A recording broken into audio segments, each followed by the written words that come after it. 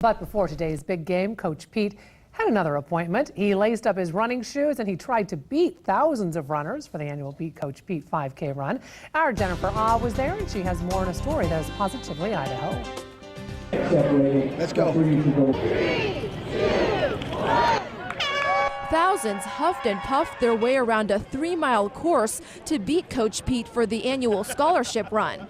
For every person that beats Pete, Coach Peterson will personally give $5 to the BSU Scholarship Fund. The first person to cross the finish line was Matthew Lamana in his racing wheelchair. It was fun and intense, a little tiring at times, and I was just glad to be done. Matthew, who has cerebral palsy, crossed the finish line in less than 13 minutes and says he works hard to stay in shape. I stay away from all the bad foods, work out on a regular basis, so it's good, feels good.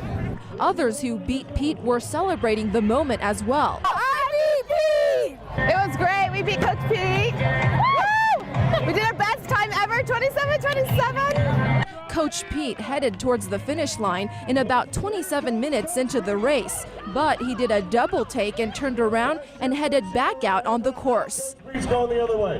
He then crossed the finish line about a minute later. He's finishing petting an Elvis. This year, more than 2,400 people showed up and close to 1,100 people beat Coach Pete. As for the others, they didn't seem too sad about losing. No. Maybe next year. Next year we'll prepare and we'll beat him next time. And keeping to his promise, Coach Pete wrote out a big check this morning for exactly $5,310. The thing that we can do to help out is what we need to do, and because of you, there's going to be some future Broncos doing some things that they couldn't have done because of your efforts. Thank you so much. So far, the Beat Coach Pete Scholarship Fund has raised more than $98,000 in emergency funding scholarships. Jennifer Ah, Today 6 News.